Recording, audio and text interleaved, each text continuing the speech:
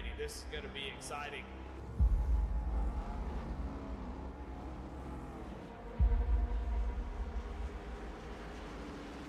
Here we got career start zone to go. Green flag is out and we're underway.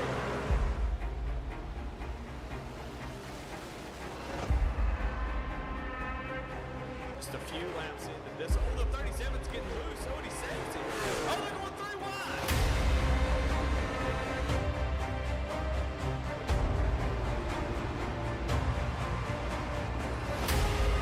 We've got a 5-way fight for the win of this race coming to 4 laps to go.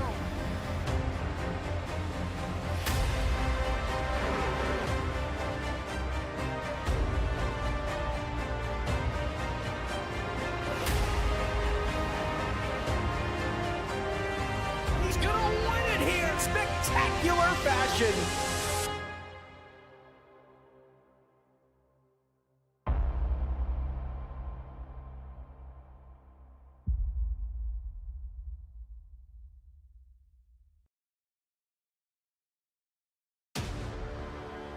It is Monday night, which means it is time for race number 7 of the Alexander PC ARCA East Series as our drivers head to what we are now going to be calling the Lobster Mile, New Hampshire Motor Speedway. Last week was a historic week for the first time in Goat Locker racing history, and AM Division drivers scored the overall race win. Charles Aber taking that checkered flag. Are we going to see history 2 weeks in a row? We will find out live right here on V-Speed. Good evening. Thank you for tuning in. My name's Daniel Cunningham. Alongside me up here in the booth, running the production truck and doing co-commentary is Eddie Smith. And as always, those camera angles courtesy of Dougie Beard. Eddie, good to have you back up here in the booth. How are you feeling looking forward to this race at New Hampshire tonight? I'm feeling awful. I hate everything and all. No, I'm kidding. I'm so glad to be back. We missed last week. So disappointed to miss that particular race, but hey, we're glad to be back here at the Lobster Mile. I like it. Yeah, and I got to give Jacob Lenke a shout out for that. He called it the Lobster Mile earlier in Discord, and I told him that I was stealing that one. I like that better than the Magic Mile or whatever they call this place. We're calling it the Lobster Mile, and for good reason. New Hampshire Motor Speedway up in Loudon, New Hampshire, 1 mile long, a really flat track, just 7 degrees of banking in the turns. And this one's it's really unique. It's kind of like an oversized Martinsville in a sense, just with the way that it races. It's going to be a lot of dive bombs, I think we'll see, with drivers just trying to outbrake one another getting into the turns. And it does have a little bit of, we'll call it progressive banking. The bottom groove of the track is just a little bit flatter than the rest of the track. So you'll see drivers kind of utilize that as well to try to help the handling of their race car. So a lot that we'll keep an eye on as we go through the race here this evening. But Eddie, these drivers just about have their qualifying runs finished up here, and we are going to have a pole award to hand out, that Jam Printing and Promotions Pole Award. And since forming in 2013, Jam has contributed printing and promotional sponsorships to more than 60 local nonprofits with a primary focus on organizations that assist veterans, women, and children. They've been with Goat Locker Racing since the very beginning, local and veteran certified. When they do well, they do good in the community.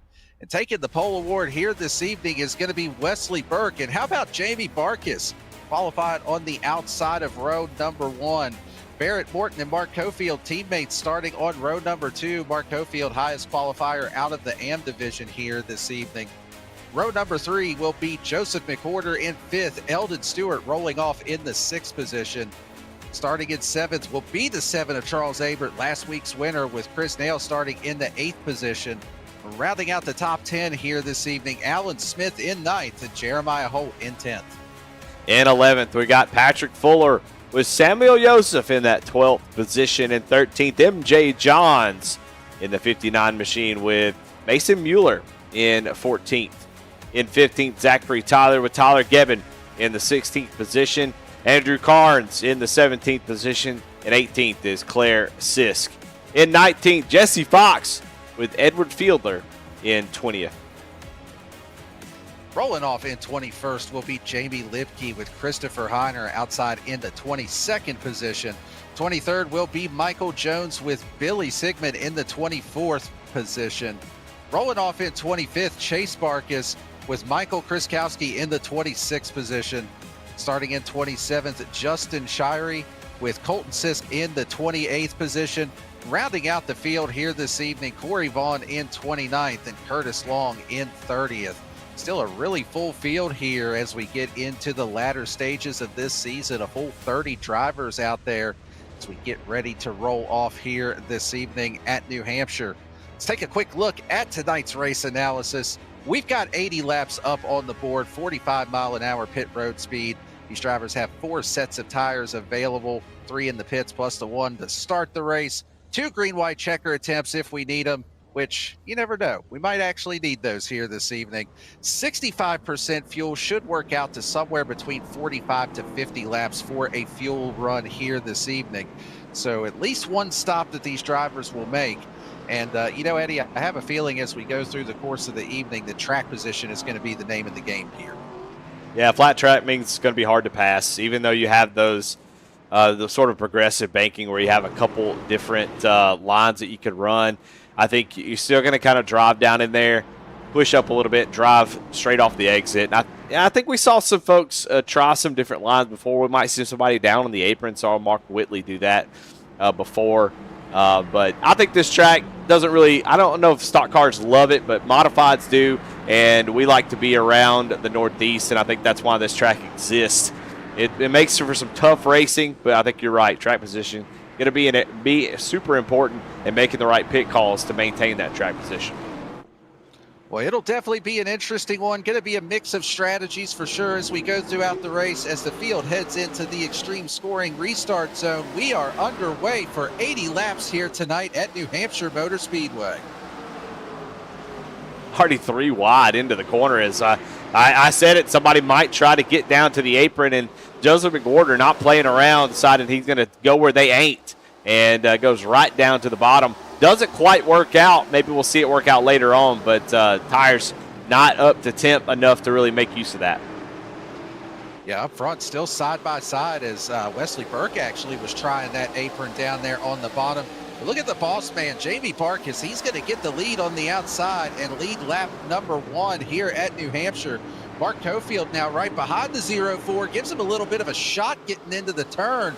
Burke able to hang on to it, maybe a little bit more contact there, as Wesley Burke was really loose on the exit of turn number 2. He is under fire from both Mark Whitley, or Mark Cofield and Joseph McWhorter. Yeah, well, I mean, a little bit of shot to Mark Cofield, and then Cofield gave a shot to McWhorter, who got really out of shape as McWhorter's able to solidify himself into 3rd place, now pushing onto the 0-4 of Wesley Burke as Jamie Barkas starting to pull away here as he was over half a second faster with all that contact. So Barkas enjoying that so far, but we got a melee going on all the way back here, 2-3 wide. Folks just vying for position, trying to find his, we do have our first caution of the night is, my goodness, Justin Shirey is all toe up. Yeah, and Michael Kriskowski was actually the start of that incident. I've never seen a caution take this long with a car sitting backwards on the track. There's Michael Kriskowski. He definitely got the worst of that to start off with. That's Michael Jones down there to his inside as they roll through turns 3 and 4. It looks like he just gets a little far up the track, gets loose. And I caught this at first, Eddie. I almost pulled a Mike Joy there for a moment and just interrupted you mid-sentence. But at this point, the caution still wasn't out. You had Kriskowski doing donuts trying to get back going on the front straightaway, and iRacing just said, nah, man, we're good. We just keep it rolling right here. So that was a very delayed caution, but both Kriskowski and Justin Shirey getting a lot of damage in that, going to put us under the first caution of the race here. Yeah, Justin Shirey going to have to tow probably some engine damage, not allowing him to get back to his pit stall here on iRacing. You do have a fast repair tonight, so if you get back to pit road, you can use that fast repair and get a fresh car. However, if your car is not good enough to, if your engine blows, you're not able to get back to pit road, you have to do something called towing. And if you're not aware with iRacing, what they do is try to simulate if a tow truck came out of the pit road, got to you, pushed you around, or towed you back to pit road, how long would that take based on where you sit on track, and uses that time, and you have to sit there and wait for that to be done. And once the tow is complete, you'll be put into your pit stall, and you'll be able to be allowed for a pit stop. So Shirley's going to have to wait a little bit for that tow to complete, and once he does, he'll be able to get that faster repair and get back out on track. But, man, such a tough way to go out here early. Being able to limp back to pit road is a good thing, stay on lead lap. Kriskowski was able to do that, but Sherry going to be a couple, maybe even 3 laps down before he can get back on track. Yeah, definitely a tough start to the race for those drivers, but still plenty of time to try to salvage something out of the evening.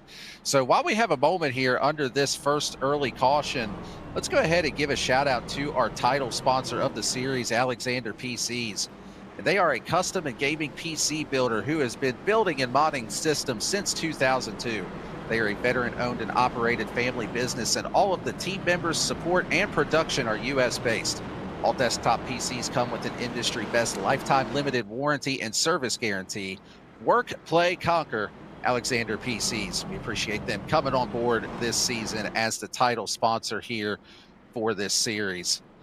But so get ready to go back green here. Jamie Barkas, still your race leader, electing to take the outside lane on this restart. We'll see if that opens the door for Wesley Burke to maybe try to dive it in and pull a slide job. And also, I take a look at Joseph McWhorter there on the inside of the second row. Saw him take it 3 wide on the initial start of the race. Would not be surprised to see him do that again. So get ready to head into that extreme scoring restart zone. Green flag back out in the air. Good jump there for Jamie Barkas. He's going to be able to clear, but they are side by side, possibly 3 wide, not quite. Thought that McWhorter may look inside there, but not quite 3 wide for P2 as they head down into 1 and 2. Yeah, Wesley Burke did not get a great start, and that kind of held up McWhorter, who kind of thought about jumping out of line. I was like, oh, wait, I can't do that.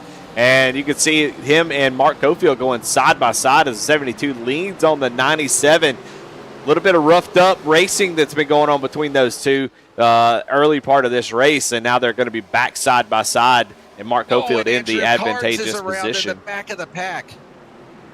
That is Andrew Carnes in the 988 that is around the front end, ripped off of that car. Chase Barkas was caught up in that as well. I believe Colton Sisk got a piece of it also. And Corey Vaughn showing a meatball flag here as well. So another quick caution, and see the 2 of Michael Jones caught up in that also. That was that would involve quite a few cars here.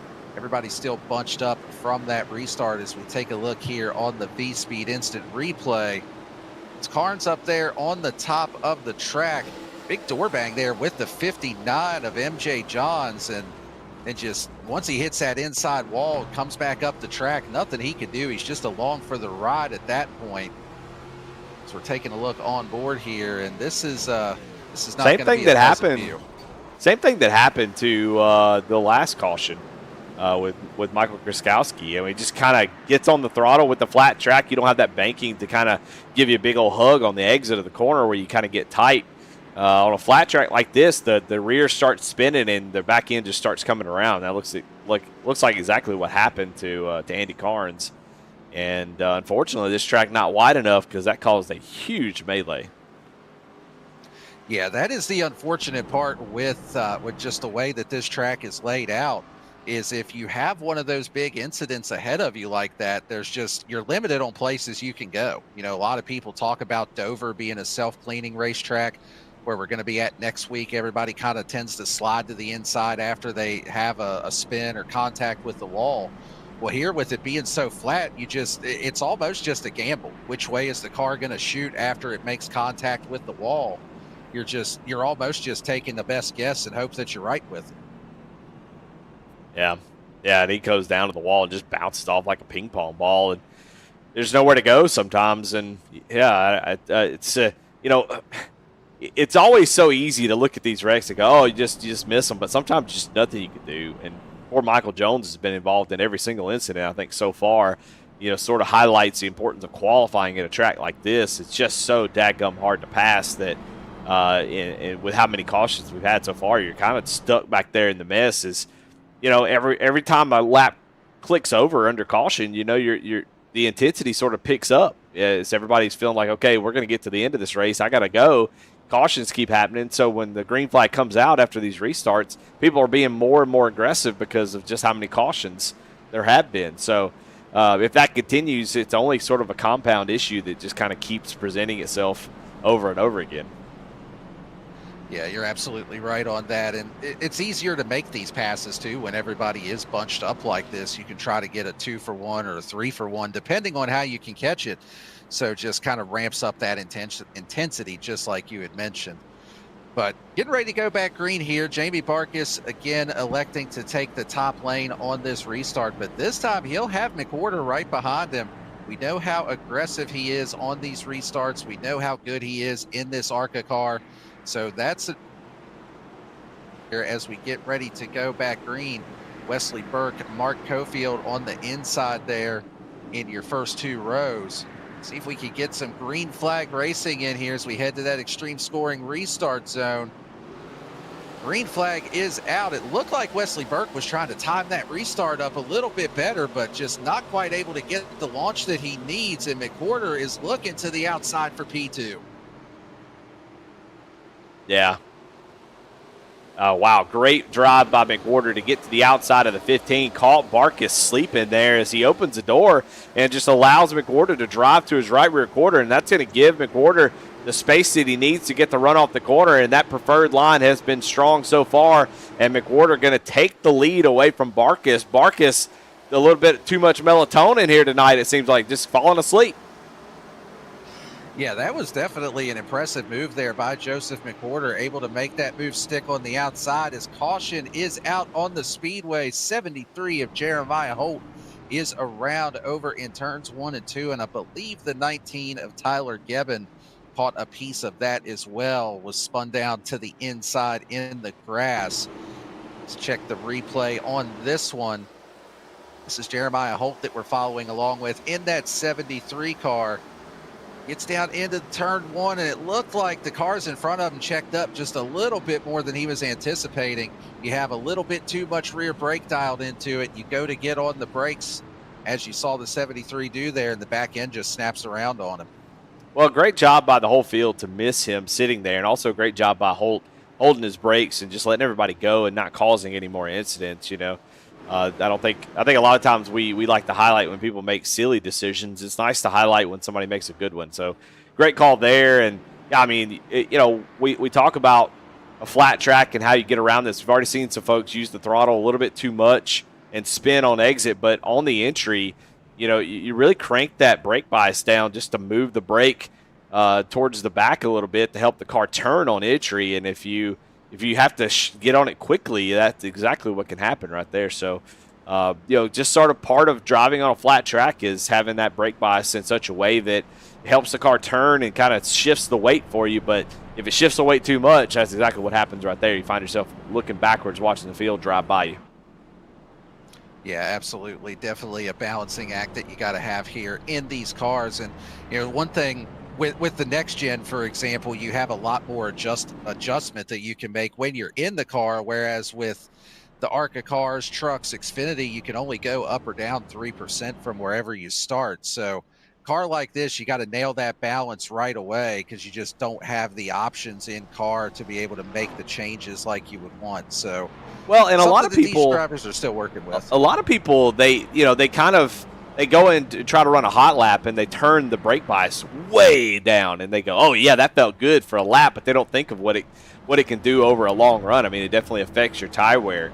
It doesn't need to be so drastic that if you have to get on it too hard, it kind of, but it's just a balancing act. You have to find that right balance of like, okay, this helps the car turn on a long run, but it's going to allow me to at least get on pit road, so it's a tough balance. You can turn it down too much, and it seems like it's helping, but it actually can be detrimental when you really need it. So I'm excited to get some green flag racing here. I know McWhorter's happy to be on the outside and be able to have the lead, but we'll see how Barkis responds to what happened there. But right now, McWhorter's been the only one that's been aggressive enough to make anything happen on a restart. Yeah, he has definitely shown that aggression here to be able to get up to the #1 position. But Wesley Burke, we know he's fast. He qualified on pole. He lost the lead early on in the race on that very first lap. But I have a feeling with him now being able to restart behind the leader, able to kind of time this start up a little bit better, he may be able to put himself in a position to pull a move similar to what Joseph McWhorter did on that last restart, to see how it plays out here for him. To get ready to go back green. Field once again in that extreme scoring restart zone. Green flag in the air. Joseph McWhorter able to clear that inside lane and able to clear Wesley Burke pretty well. Also, I thought Burke would be able to hang with him, but he's side by side with Barkis for P2 now. Yeah, the outside line prevails. Mark Cofield going to try the same strategy and get to the outside of Barkis. Barkis is going to slide in and try to hang on to that third position and stop the bleeding. So Cofield goes down to the bottom as McWhorter's starting to drive away from the rest of this pack. But a nice little battle from second on back to 10th as these cars all over each other. We'll see if we can get some clean racing here and see who comes out on top, at least on the long run. Now, this track is pretty historically known for tire wear not really being a huge factor. So track position important, and you can really drive the piss out of it here. Yeah, you really can. As hold that thought. We are under caution yet again here at New Hampshire. And, man, this is not the night for Michael Jones in that 2 car, involved in another incident. Massive damage on the left front of that car. Let's go back and check the replay for this one.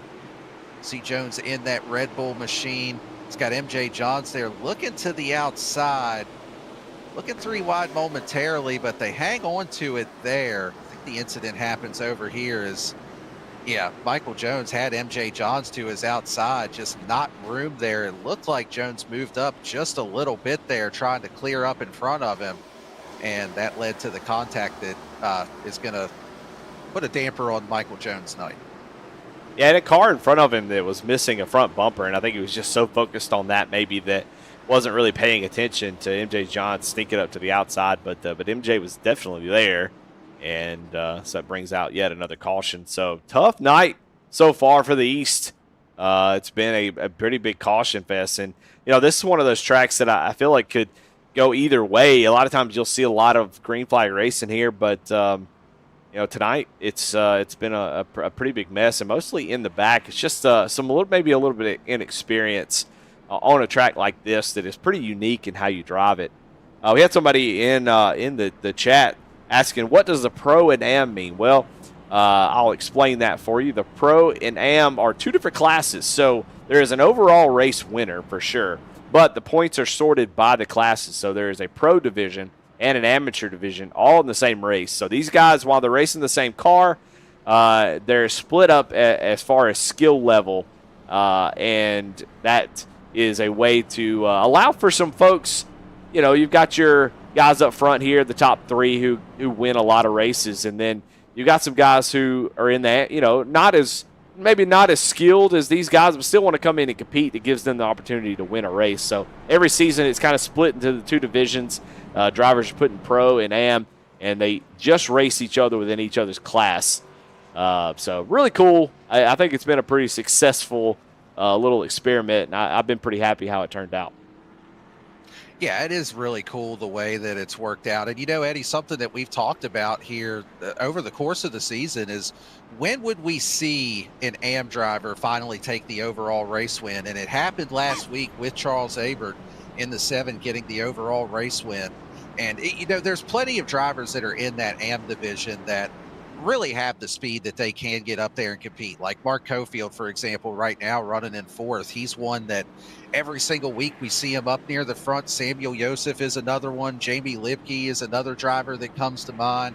And those just a few of the many that really could get up there and win on any given week. So it's really cool to see how competitive that Am division is. And I have a feeling there's going to be quite a few of them that are getting the bump up to the Pro division for next season, just based off of that. But getting ready to go back green here. We will give this another go. Joseph McWhorter, Wesley Burke, your front row. Jamie Barkis, Mark Cofield, your second row. Green flag is in the air. Another good start there for Joseph McWhorter. He's going to be able to clear through, but the battle will be on for second, as now Eldon Stewart has moved up into the top 5 overall for the race, trying to put a little bit of pressure on Mark Cofield. You've also got that 101 car of Chris Nail. He is moving up, trying to challenge Mark Cofield for the Am division lead. Yeah, Mark Cofield has really been a standout. I think Joseph maybe was last season, but I think this season Mark Cofield's really stepped up his game. He's been up front as we got contact with the wall. I think that was Chris Nail in the wall. But Mark Cofield's really been a standout driver. He's been qualifying up front. He's been driving up front. Has just need to finish these races out. As man, talking about Samuel Joseph, extremely loose off the exit of the corner there. Yeah, Samuel Joseph is another one of those, like we had mentioned, that he seems like he's got the speed to get up there and contend. Right now, looking to the inside of Fuller in the 13. This battle going on for 7th and 8th overall in the race right now. Joseph still looking to the inside. Patrick Fuller, a driver that has won twice this season on the AM side. Both at Daytona and Atlanta are two drafting tracks, but up there showing some pretty decent speed here this evening on a vastly different type of track. Yeah, and we're seeing some passes being made. Joseph made a pass on Fuller there. Really impressive there on the bottom. That's so tough to do because the car, you give it a lot of throttle, but it's either going to push out to the outside wall or it's going to spin out and get loose on exit as the car kind of unwinds. So tough to make passes there on the bottom. You really have to kind of lean on the driver next to you, which is what we've seen here tonight. A lot of that, which has caused some issues. So, it puts on a great modified race. And we're kind of seeing why, because you just kind of lean on each other, move each other out of the way, push each other around, and it provides some pretty close racing. You don't get to see too much passing. Racing close is fun, and you can see these guys really spinning the tires on exit, but passing is a premium. It's really going to be difficult to make moves here. Right now your biggest movers are Joseph McWhorter up front, Samuel Joseph, both of those drivers up 3 spots, and the biggest mover so far tonight is Jamie Lipke. Started in the 21st position and has been able to gain 8 spots up to 11th. The math really doesn't work on that, but that's what it says. Yeah, I believe it's going based off of how many spots Lipke has gained relative to their class that they're in. So 10 spots overall, 8 spots in class. I was with you, Eddie. I'm glad that you pointed that out first, because math was actually one of my good subjects when I was in school, and 2 + 2 didn't equal 4 there. So yeah, a little bit of a difference here with these classes that we've got. That was a 29 of Zachary Tyler, last week's Pro Division winner. Man, he was all kinds of sideways down the back straightaway. And you were talking about these drivers just spinning the tires, lighting them up on corner exit. One thing we haven't really talked about yet tonight are the track conditions as far as our track temperature. And it's a warm one out there, just 81-degree air temperature, but 129 on the track. And this track, it seems like, is a lot of fun when it's really gripped up and it's a cooler temperature. It could be a bit of a challenge when you get these warmer temps because it's just so easy to light those rear tires up. Yeah, I partly agree with you as a driver, but as a viewer, I like to see these guys really struggling just because it allows for more passing and stuff. Yeah, I think that allows for somebody to make a mistake and someone to take advantage of it. So as a driver, I agree. I'd rather be gripped up, but as a viewer, I do love it the way things are going right now as we're watching Zachary Tyler and Mason Mueller kind of battle it out, and Zachary Tyler gets a little bit loose as a little bit of contact was made. He's got to fall back in line and try to attack.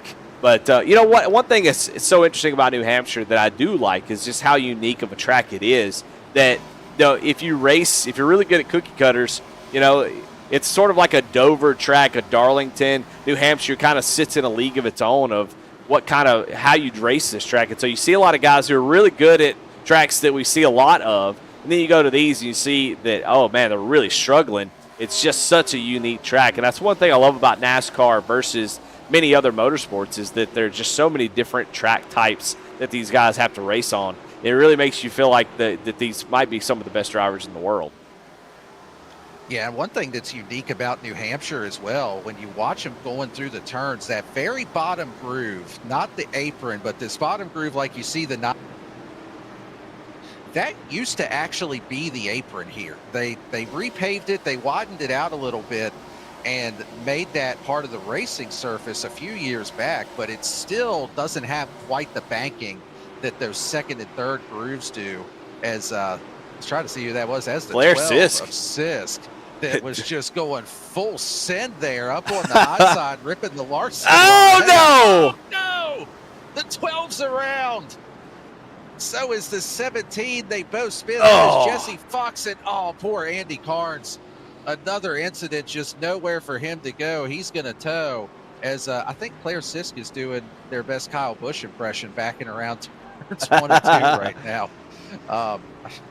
Yeah, that was an unfortunate bit of contact there, but going to put us back under caution. Just as we were starting to talk about her too. I mean, she was up there ripping the fence.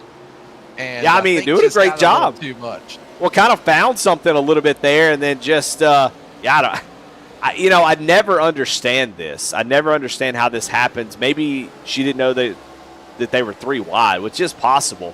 But I just never understand this, like, coming down off the wall. Maybe it's because they make contact with the wall, but they just slowly drive down the track and cut across the bumper of that cream-looking car. It just makes you think they didn't know they were 3 wide.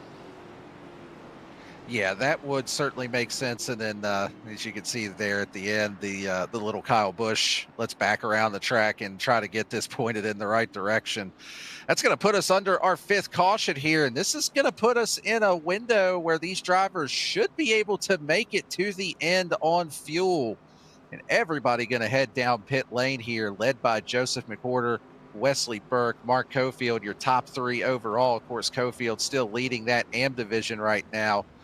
The big question is, I think we'll see everybody take 4 tires here. I don't think we'll see anybody gamble and take 2, even despite all the caution laps that we've had so far.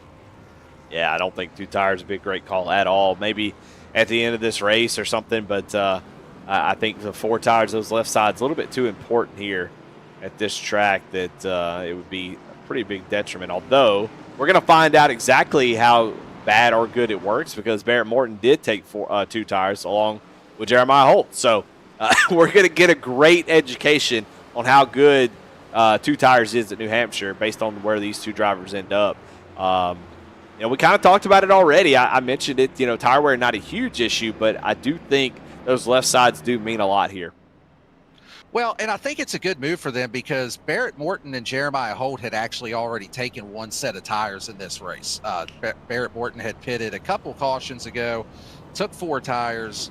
So since he had already burned 1 set and he didn't have a whole lot of laps on his tires since he had made that stop. So it makes sense for him. And same with Jeremiah Holt, because he had gotten caught up in one of those earlier wrecks, put tires on, got his damage fixed. So I like the move. I think if you're in their position, it makes a lot of sense. But yeah, I'm with you. If you're more than maybe 5 or 10 laps on the tires, I just don't think that it's a wise decision to take 4. But we will see how it works out.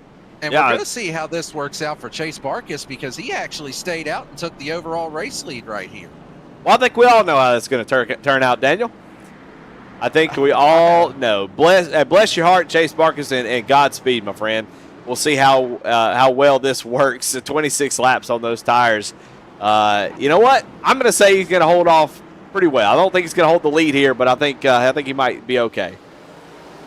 Well, we're about to find out as they head to that extreme scoring restart zone. He gets a really good launch. He's able to match Joseph McWhorter down into 1, but once they get on the brakes, you can see the difference in the grip level.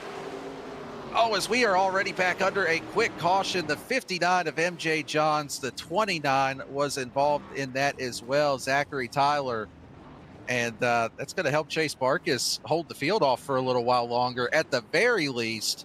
But that is going to put us under caution flag number 6 here on the evening. As we go back and take a look on the replay here for this one.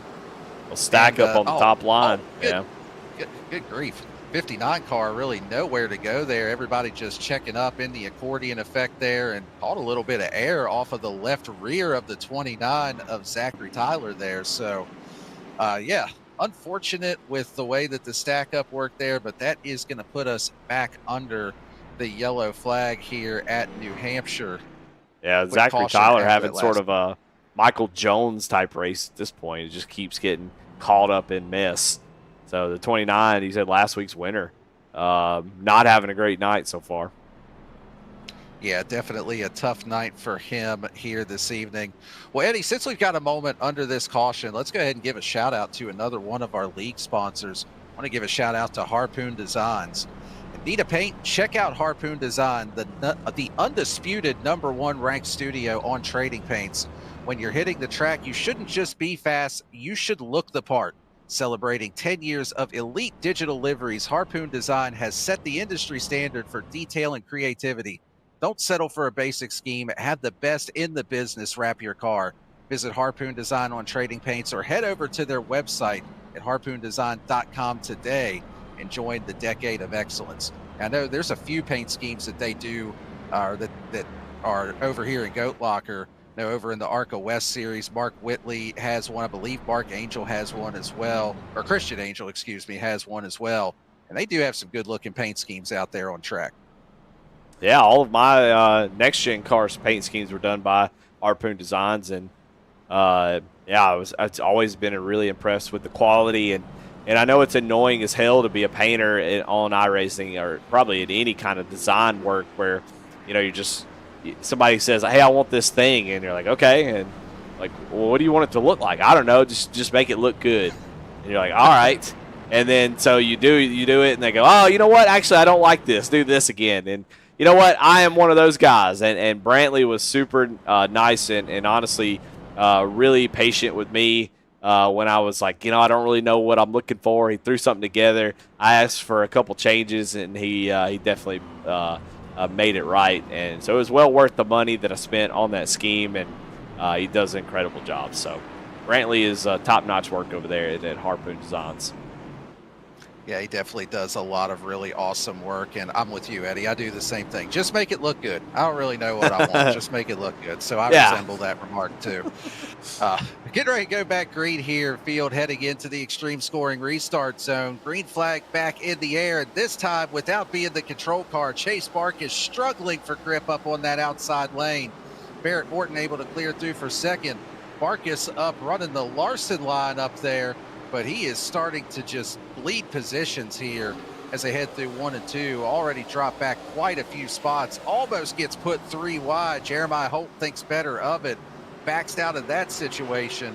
But, the difference in the grip level is showing up here massively with the tires. I mean, Chase Barkus is in Vermont, basically, how high he is on the track, and he's already fallen back close to the top 10 and kind of checking up the whole line. You can see just how off pace he is, and so definitely tires make a huge difference, but maybe the 2-tire call not such a bad thing. Barrett Morton doing a great job up here in second. You called it, taking 4 tires earlier, took 2 tires this time to get that track position we've talked about all night as I make my case for the Flem VP.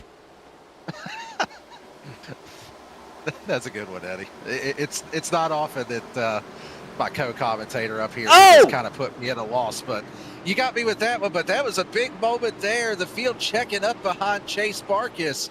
Everybody able to somehow get through that with no major incident there. And Patrick Fuller there now side by side with the 164. But yeah, he really had to get hard on the brakes there to be able to avoid Chase Barkus and just flat out running him over. Well, and you could just see how difficult it is to make these calls. You try to get some track position, think that maybe you can hang on to it, and you could see the sort of domino effect as he's doing a great job. He's not doing anything crazy. He's just holding up the lines, and it's causing these massive stack ups as Patrick Fuller. Oh my God, we got a big wreck here on the backstretch. Fuller in the 13. That is Chris Kowski that is around. I believe Justin Sheary is around as well. Another incident that driver is caught up in here on the evening, and that is going to put us back under the yellow flag here. I don't think Patrick Fuller actually made any contact with the wall, but the 164 gets into him, and then Christopher Heiner makes a little bit of contact there as well. And Fuller trying to come back up on the track. And Michael Jones. Michael Jones needed to make sure he got his getting involved in the wreck streak alive and just kind of booped him at the end there. Michael Jones said, I've been in every wreck so far. I want to be perfect. Yeah, Patrick Fuller saves it here and then just comes back up on track. It just kind of a silly thing to do. I don't know. Yeah, just, he's down there on the apron. The only thing I can think is maybe just struggling for grip, but it looks like that was an intentional turn back up onto the track, just trying to merge back in Yeah. and not quite clear to make it happen, and then noses the car into the inside wall. And I mean, he's just along for the ride at first. And now this first part here, I don't know how in the world he was able to Tokyo drift that down the track and not get hit by anyone. And then after he missed all of that, then just comes up into the 44, around he goes. And caution flag is back out again here at New Hampshire. So there are quite a few drivers, though, Eddie, that I think fall into that category of involved in just about every incident. We talked about Michael Jones. He's been wrong place, wrong time for a ton of them. Corey Vaughn in the 54. He's been in a few.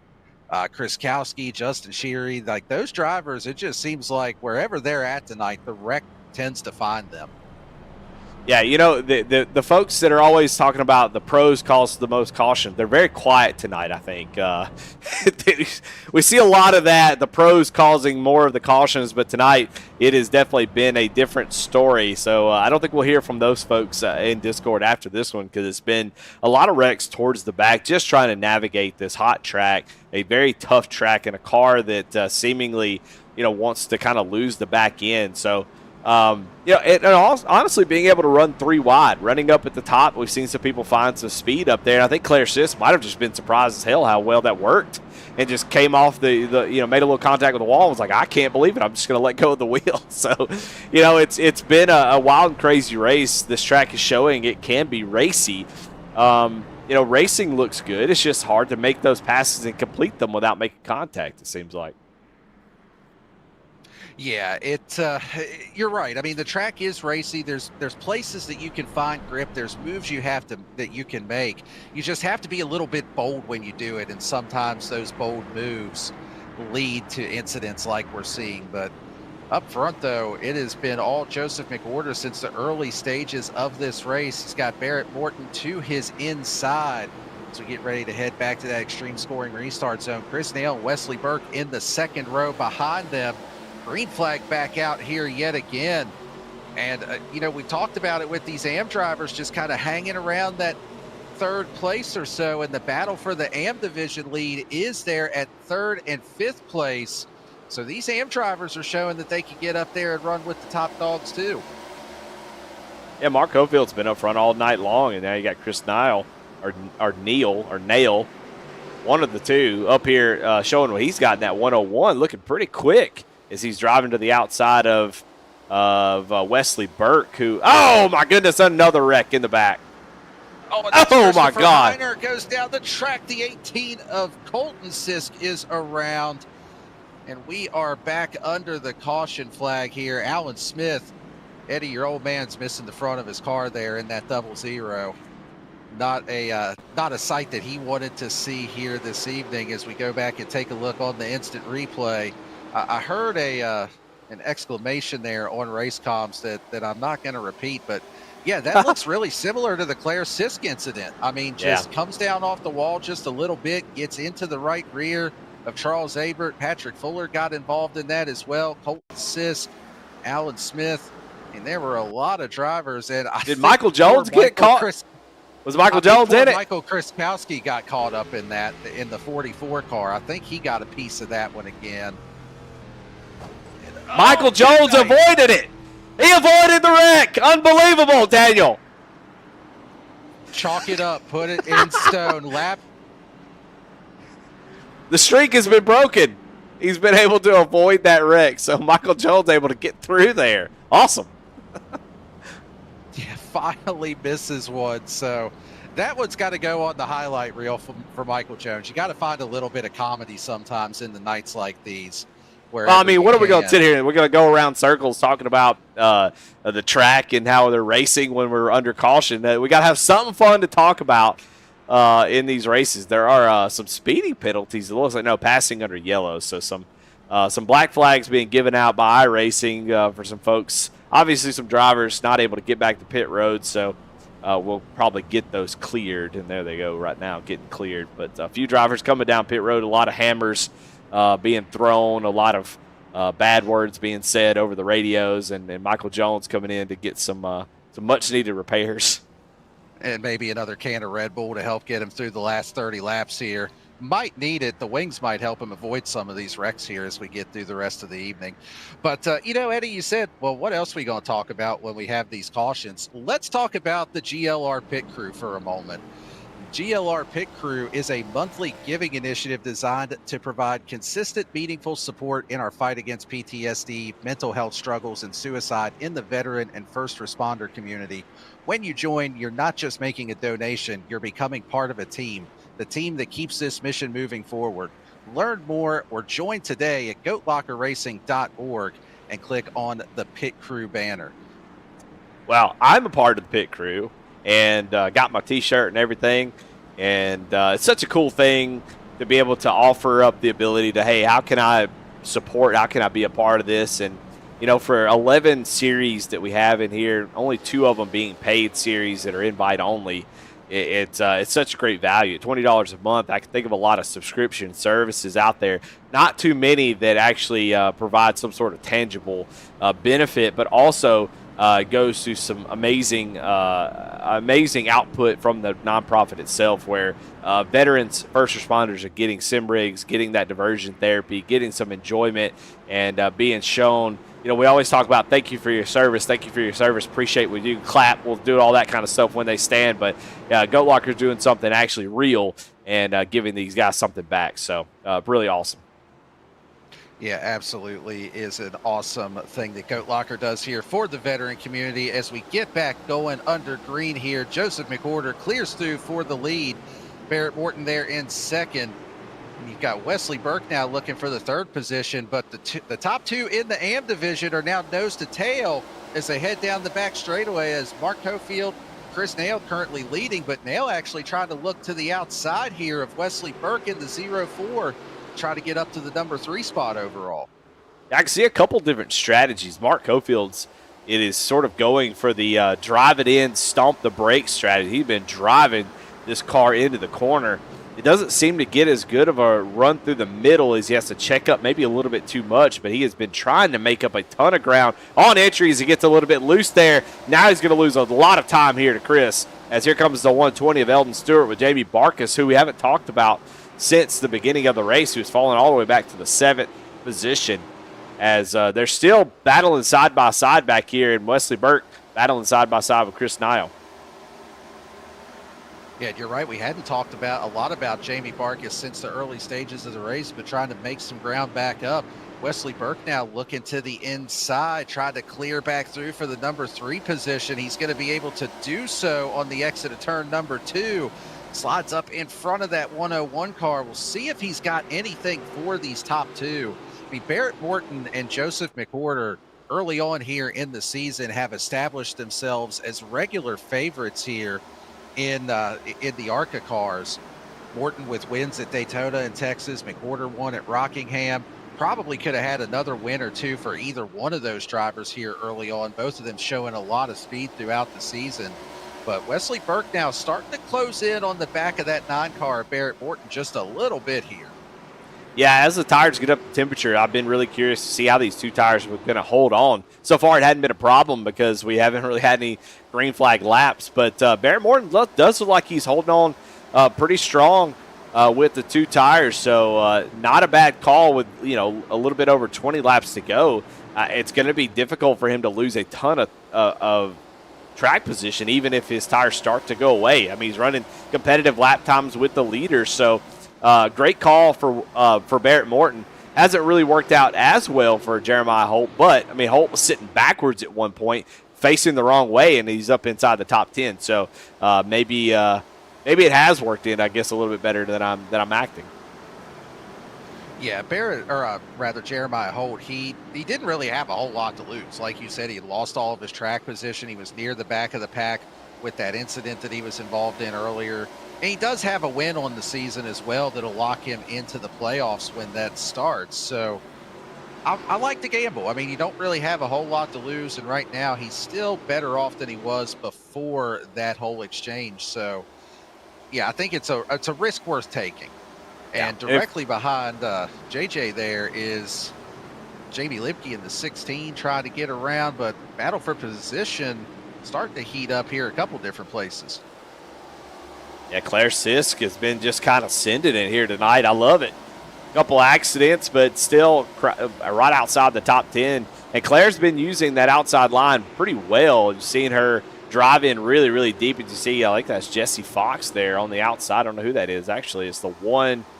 That is Christopher Heiner in the one car. Oh, well, he's a lap down, but he's sending that bad boy. I like it. But, yeah, this is kind of getting a little messy right here. There's a lot of folks right on top of each other. As we got battle for second. Heiner, yeah, sorry, you are right. The battle for second heating up here.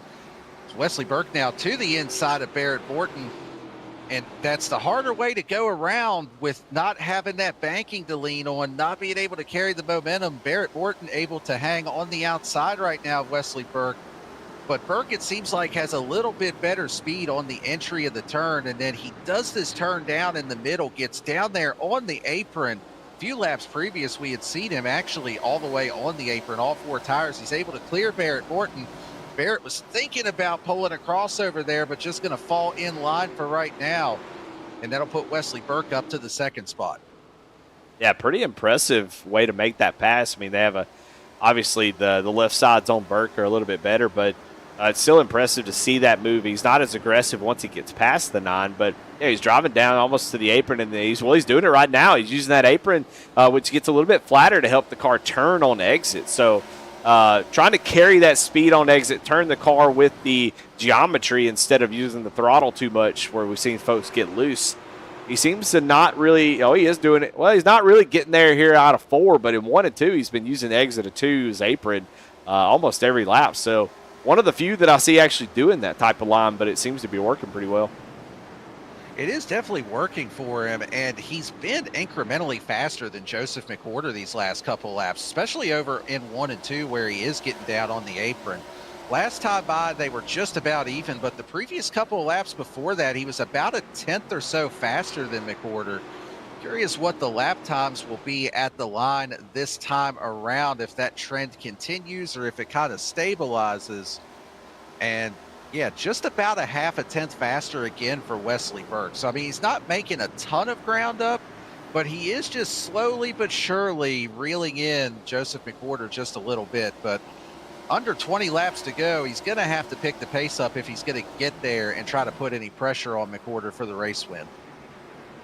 Yeah, I think the caution flags really kind of set the pace for how this race is going to go. But we do have a really nice little green flag run. Just we haven't had that much of it. So, yeah, I don't know. I don't know if Wesley can actually get there without McWhorter making a huge mistake. So, the yellow flag is out, though. The 19 of Tyler Gebbin, the 1 of Christopher Heiner are around on the front straightaway. I think there was another car that was slow on the track as well in a separate incident that I think you had actually caught first there, Eddie. But going back and taking a the look 2's here, there.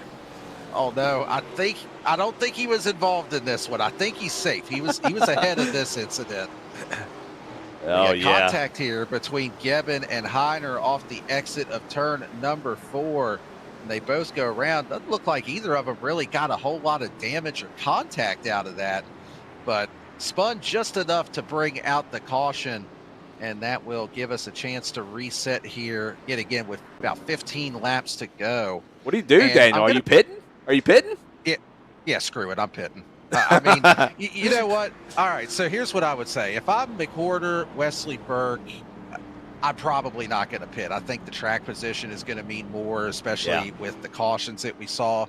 But if I'm Barrett Morton, or if I'm pretty much anybody outside of, say, like the top 7 or 8 cars, I think I would roll the dice. I think I'd come down, put the tires on it, or maybe just do the opposite of whatever McWhorter does. Yeah. Oh, my goodness.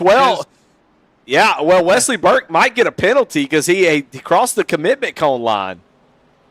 Well, see, so we were actually talking about that in another chat before the race. So that commitment line that you see all the way back before the entrance of the pit road, that is what it is in real life, but that's not the iRacing commitment line.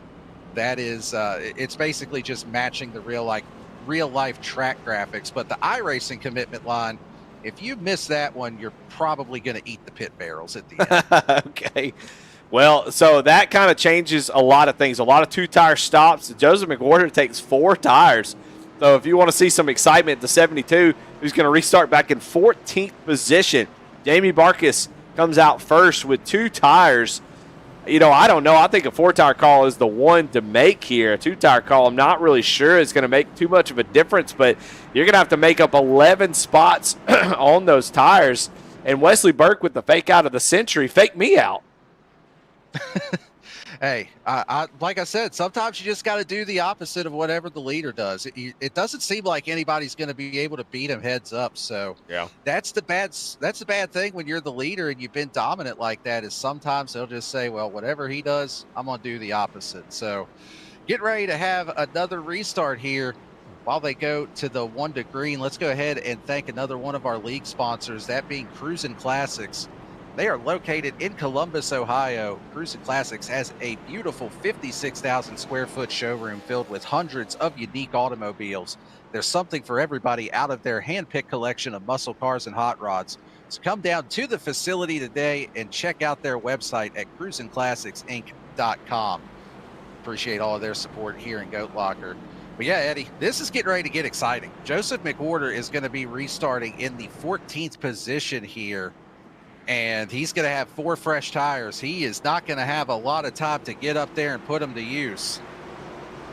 We're going to find out what the right call was here. Is Wesley Burke now going to be your race leader and lead the field into that extreme scoring restart zone? Barrett Morton in second. Mark Cofield, your AM leader, restarting in 4th overall. Green flag in the air. Actually, let me correct myself. Chris Nail was the AM race leader. They were both restarting on the second row, but this is the guy we want to keep an eye on, is Joseph McWhorter. He's already trying to work that outside and trying to make up some ground. Runs that top groove, gets a nice run down the back straightaway, looking 3 wide. He's going to take it all the way to the apron in 3 and 4. Yeah, no, we got a caution going on behind him as Alan Smith gets into the 164. Billy Sigmund, and caution going to come out, and that's why McWhorter has to be extremely aggressive, is because these cautions are just going to keep flying, as we saw that happening right where we were as McWhorter goes down to the inside, and Alan Smith just drives in deep like he was trying to play a little bit of defense against 4 tires, drives it in there, and right through the middle, gasses it up, and just clips Billy Sigmund just ever so slightly, but that was enough to make contact with a couple drivers. But everybody else makes it through without too much damage there. But, yeah, that's that end of the race type racing right there. Yeah, it really is. But you know what? Joseph McWhorter already gained 4 spots total. No, I'm sorry. He gained 6 spots. I can't math right now, Eddie. He restarted 14th, and he's already up to 8th overall. Yeah. 3rd in the pro division. So, the perfect thing. Yeah, it's like the perfect thing that could have happened there. Him pass 4 or 5 cars and a caution come out and just kind of reset the field so Wesley Burke can't get away. Yeah, absolutely, because the longer that he's back in that lap traffic, the more that it will, the more that it'll cost him as far as time to the leader goes. And that's ultimately the biggest thing he cares about, is how far the gap is to Wesley Burke. So, I mean, you're right. Perfect scenario for him. He gets 6 spots there in pretty quick order, and then a caution comes out to rack him up again, where he can try to do the exact same thing. And, this is where if you were Wesley Burke, you really wish you had a real-life spotter. Because if I'm Wesley Burke, I would be asking, what position is Joseph McWhorter in? Is he going to be restarting on the inside lane or the outside lane? Whichever one he was in, I'd take the opposite to hope that lane stacks up a little bit. As we've already seen, doesn't matter which lane the leader takes, you're probably going to get a good enough jump that you're going to be able to clear for the lead either way. I'm telling you, if I'm McWhorter, I'm putting my ears back and I'm going after it. And you know what's crazy is Michael Jones is in 7th place. It blows my mind that this has happened. Michael Jones has been able to hang on to it, and is after being involved in so many incidents, still up there at 7th. He hasn't come down pit road, so he's got a bunch of fresh tires behind him, but still an impressive race to come out maybe with a top 10 before this thing's all over with. Yeah, and that is why you just never give up. You stick with it. I mean, we've talked about the night that he has had, and it has certainly been a roller coaster for him. but yet there he is just inside the top 10 overall and with a chance to salvage a really good finish, all things considered here this evening. So we'll see how this restart goes here. As Joseph McWhorter outside of row number 4, Wesley Burke, your control car, Barrett Morton to the inside, the AM race lead. Chris Nail, Mark Hofield on that second row behind. So they head into the extreme scoring restart zone. Green flag back out. Another great launch there for Wesley Burke, but Barrett Morton a lot closer this time around. Not going to be close enough to pull a dive bomb move into turn 1. Yeah, but Wesley Burke gets away side by side for the amateur race lead. And I will say, sort of a throwback to last night in the Sunday Xfinity, or not Xfinity, the InBets Grand National Series. Wesley Burke and Joseph McWhorter make contact at the end of the race. A lot of drama there between those two drivers, some contact after the race. So I wonder how much room Wesley Burke's going to give with Joseph McWhorter if McWhorter does get there, who is now up to third as he draws even with the amateur class lead. He's going to clear him. Now he's up to third, 4 tires on the way to the front. Eddie, are you saying race car drivers never forget? Is that what you're getting at with that statement? They're like elephants. Yeah, I can confirm that that is in fact the case. And it will be interesting to see what happens. This big slide for the 97 of Mark Cofield. He is able to hang on to it, though. We stay green as we get down near the end of this race. Here goes McWhorter looking to the inside of Barrett Morton, trying to complete this pass. Morton going to have the momentum up on that top side, though, and not making this move easy. Well, McWhorter's got to go. He's got the grip. Yeah, he's got to try to make this pass. Because eventually these tires are going to plateau out, and he's not going to have the grip that's needed as Barrett Morton gets super sideways. They wreck behind him. Eldon Stewart in the 120 around, and look at Michael Jones. He makes his way through.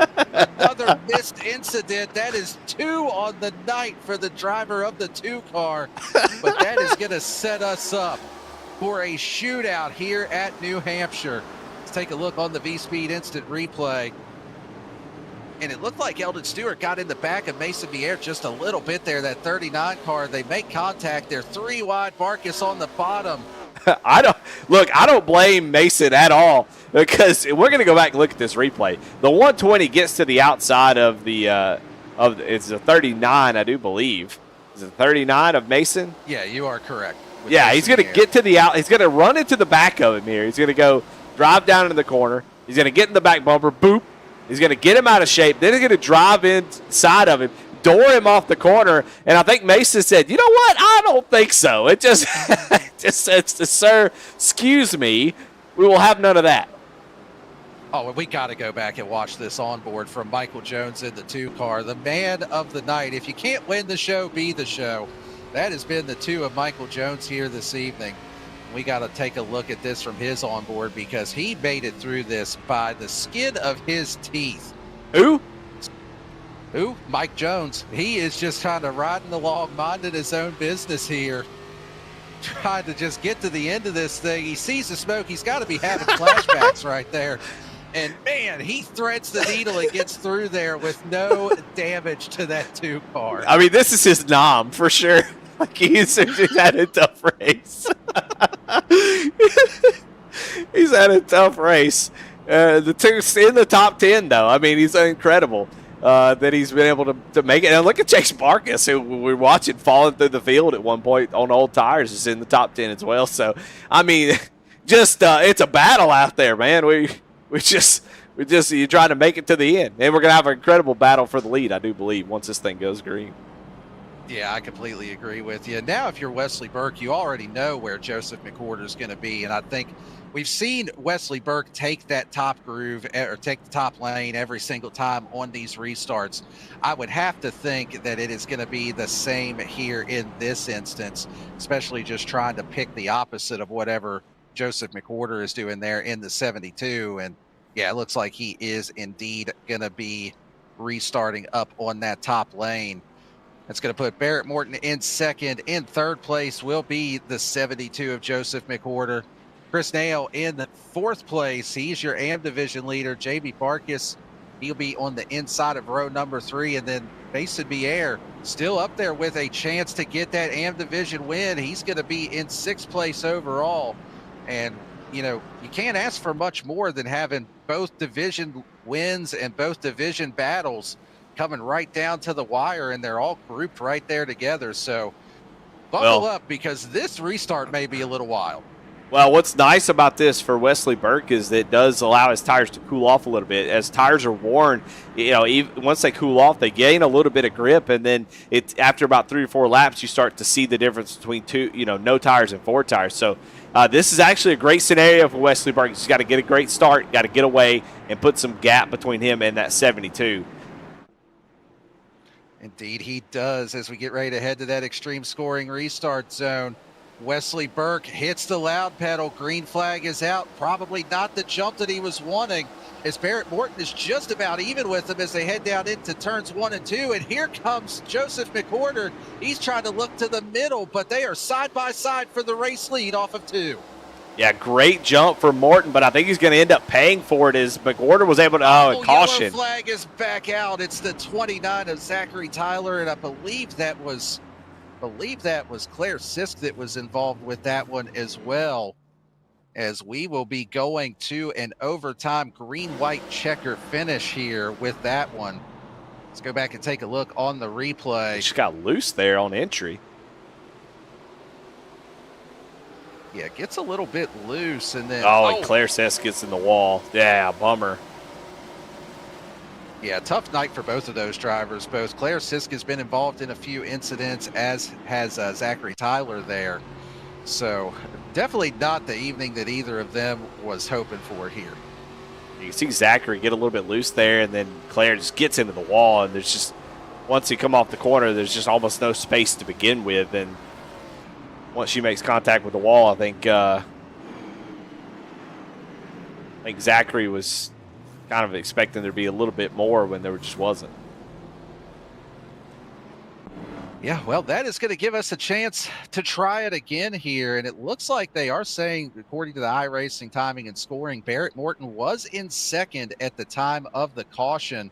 Joseph McWhorter was in 3rd. So going to be a carbon copy of the previous restart here as far as the top 3 goes, and really the top 4 there as well, with Nail leading the AM division.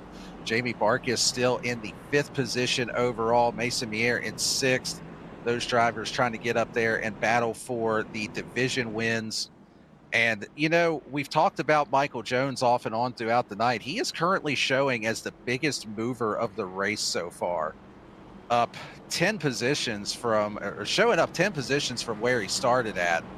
So shout out to him. I mean, we've kind of laughed a couple of times at his expense here this evening, but in all seriousness, I mean, that is a hell of a recovery drive for him, just all things considered. Now, I say all of that, broadcaster curse, he'll probably get caught up in another one if we have it. So if you do, I'm sorry, Michael.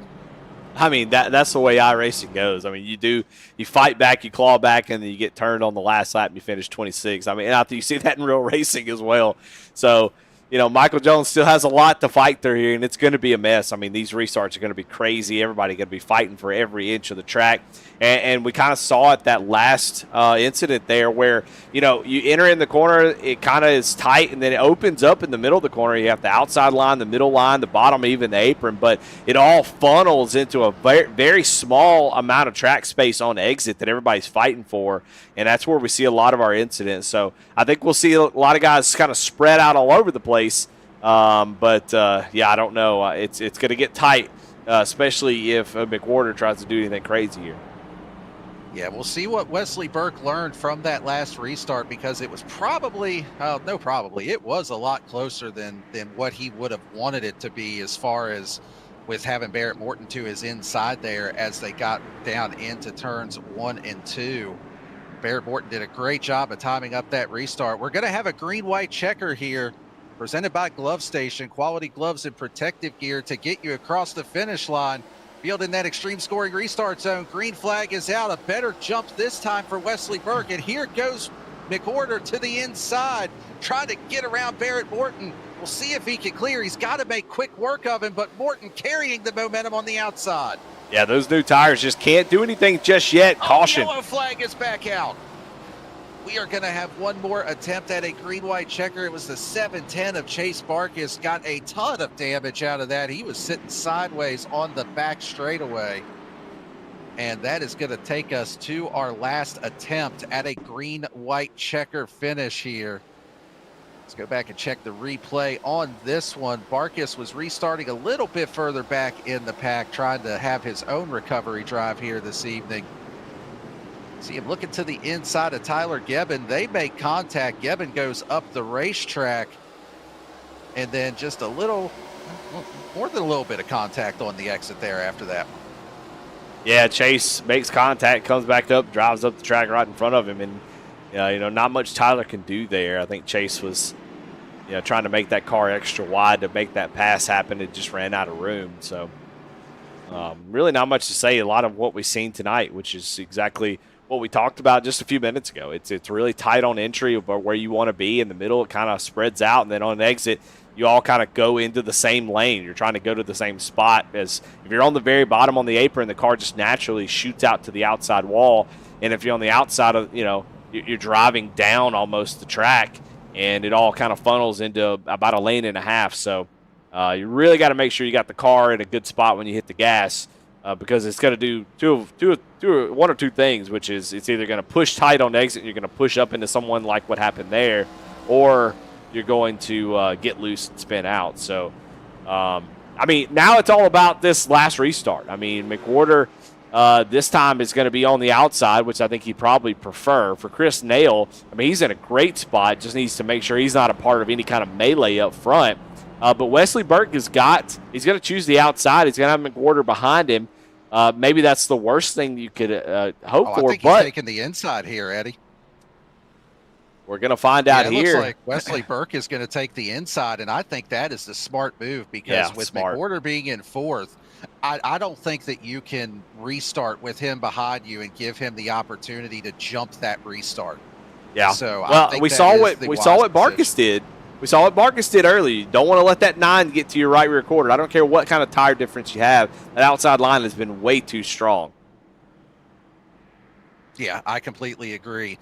Now, the one thing with that is that was on the initial start of the race, where that is controlled by iRacing Green, versus this being a restart where the race leader has... Good Lord. What the hell's going on there? Anyway, where the race leader has control. I don't know what's going on. The lucky dog went around 2 times. Hey, he's a lucky dog, a D-A-W-G tonight, looks like. Got that dog in him. Anyway, we're getting ready to go back green here. This is presented by Glove Station. Again, quality gloves and protective gear to get you across the finish line. Green flag is back out in the air here at New Hampshire. Good move there by Wesley Burke. He gets ahead of Barrett Morton, clears up in front of him, but here comes McWhorter 3 wide in the middle, trying to take P2 and see if he can get up there and mount a charge, but he's not quite clear of Barrett Morton down the back straightaway. Will we get the white flag, or will the caution come out and end this race? We're about to find out. McWhorter sending haymakers down to the corner. He's as close to the lead as he's been since he come down pit road. He's going to get loose off the corner. McWhorter down to the inside line. White flag is out, presented by Glove Station. We're going to race to the finish as they right behind us. They're 5 wide going into turn 1. Huge battle for position back here up front. Wesley Burke has the race lead over Barrett Morton. Oh, they're wrecking! Close enough to take a dive at it. McWhorter still trying to fight for positions, but not going to be able to get there. Here comes Wesley Burke. He's got the race lead as they head off of turn number 4. Wesley Burke is going to be your overall race winners. They're wrecking, coming to the checkered flag. My God! Unbelievable races. Man, I tell you what, Jeremiah Holt gets turned right at turn 4. And I don't think Michael Jones was involved in that one. We got to go back and look and see if oh my God, look at Michael Jones. Look at him going in the final corner. Here's Michael Jones. He comes away with the top 10 after going through this wreck here. So it looks like Joseph blows his motor coming off of turn 4. And look at that. Michael Jones. Oh my God! Carnage there on the last lap as as I'm a little worried about my co-commentator up here, Eddie Smith. He's still alive after that. And Michael Jones comes home 8th overall in the race after hitting everything but the pace car here this evening. Unbelievable. Oh my God. What a drive back for him, as Wesley Burke here getting some congratulatory bumps. Couple little door bangs as he looks like he's trying to pull the SVG, slide it through turns 3 and 4 there. He's going to burn it down on the front straightaway. And he's going to get to celebrating here a well-earned victory at New Hampshire Motor Speedway. So we're going to let him burn it down. Eddie and I are going to take a second to get our voices back, let you hear from some of our great league sponsors. And we will be back to give you your full race results, as well as hear from our 2 division winners here in just a few moments.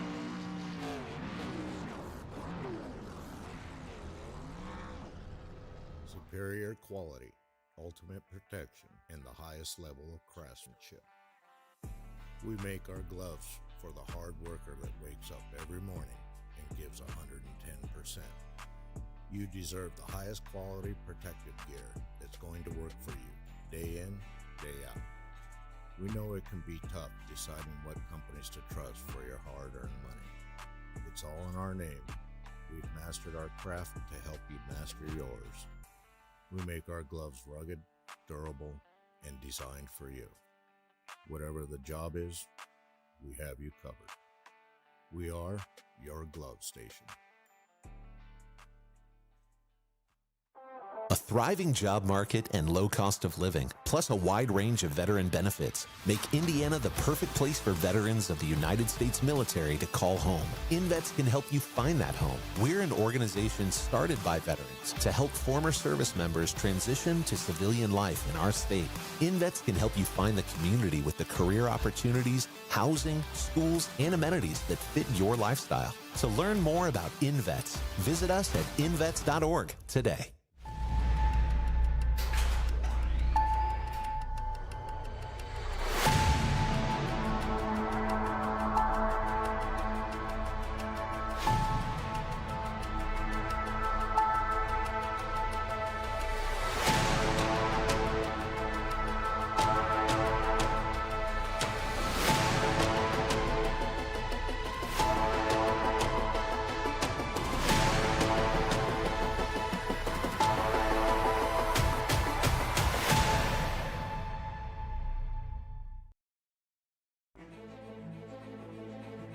Welcome back to New Hampshire Motor Speedway, where we just saw the ending of a very chaotic race and a great finish. Go ahead and give you your full race results here, starting with the Pro Division. Wesley Burke comes home with the race win here this evening. We'll hear from him in just a few moments. Barrett Morton comes home in the 2nd position. Jamie Barkis rounding out your podium on the Pro Division. Joseph McWhorter, you got to feel for him. Absolutely dominated the race. Doesn't get the pit strategy to go his way there at the end. Comes home in the 4th position. Jeremiah Holt will finish in 5th. Eldon Stewart in 6th. Christopher Heiner comes home in the 7th position. Zachary Tyler in 8th. And rounding out your Pro Division here this evening is Billy J. Sigmund. On the amateur side, we had a much bigger field, but excuse me, Chris Nail taking, we're going to find out if this is the right pronunciation or not, but we'll find out. We'll talk to him in a second. Chris Nail, excuse me, takes the top spot. I'm dying over here.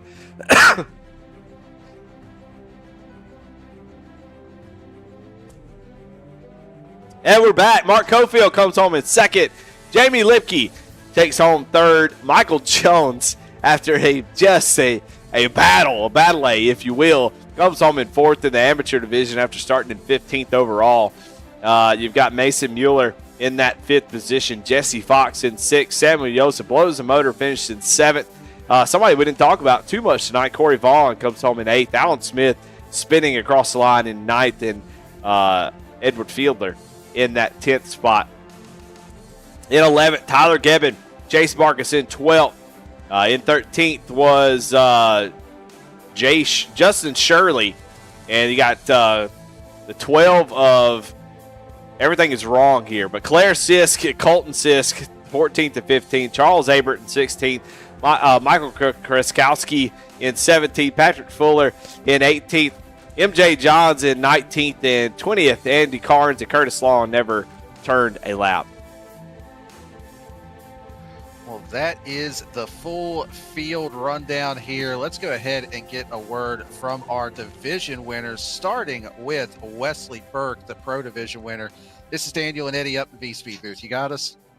Yes, sir. Well, man, the box score is going to say you started first and finished first, but I know that there was a lot more to the story than that here this evening. You got that pitch strategy call to go your way there on the end of the race. Just talk a little bit about that strategy call that ultimately netted you the lead. Did you kind of have your mind made up that you were just going to do the opposite of whatever McWhorter did, or were you staying out regardless? It was kind of one of those things. If Barrett would have came down with him, I probably would have came. But seeing as Barrett was obviously staying out, then yeah, I stayed out and had enough cars, thankfully, to get there, and the cautions fell just the right way. Then he got loose out of 4 coming to the white, and that pretty much sealed it. Shifted off into 3 on the final lap to make sure Barrett couldn't get to me. And yeah, bit of a caution fest, but still really fun. I felt like if it didn't get that caution that set up the whole like green white checker to the cautions at the end, I might could have gotten Joseph on speed because I was starting to reel him back in. Just that lower line for me saved so much tire than everyone else running the higher line. Just it didn't really matter because we kept getting cautions.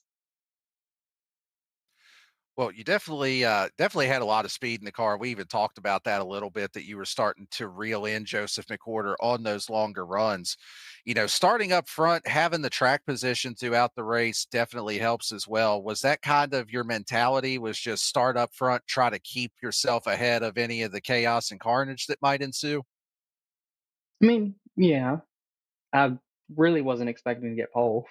I mean, there was a ton of drop off in speed from when I put my lap down to qualifying, and it was like, oh wow, I really messed that up. But I, because I even made a few mistakes on that qualifying lap. I got loose out of 4.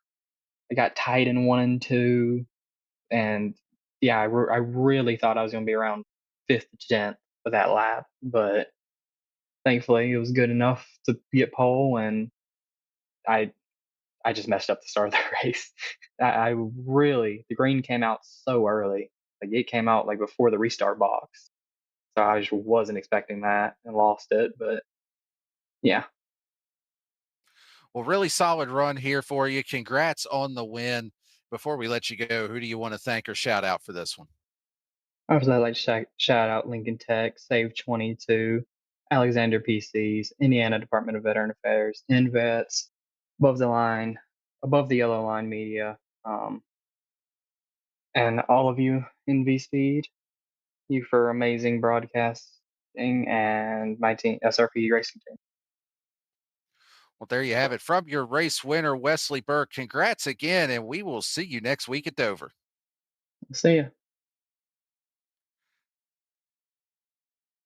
And Eddie, I believe you're standing by with our AM division winner. Yeah, we're trying to figure out, is it Chris and Dale? Yes, sir. Nail, just like the hammer. Perfect. Well, hey, incredible job tonight. You started in that 5th position and you're able to stay up near the top 5 all night long and fighting it out there with Mark Cofield. A lot of cautions, a lot of tough racing out there. It's tough to get to a groove with how many cautions there were. Kind of what was your thoughts tonight heading into this race and while those cautions were going out, trying to maintain that amateur race lead?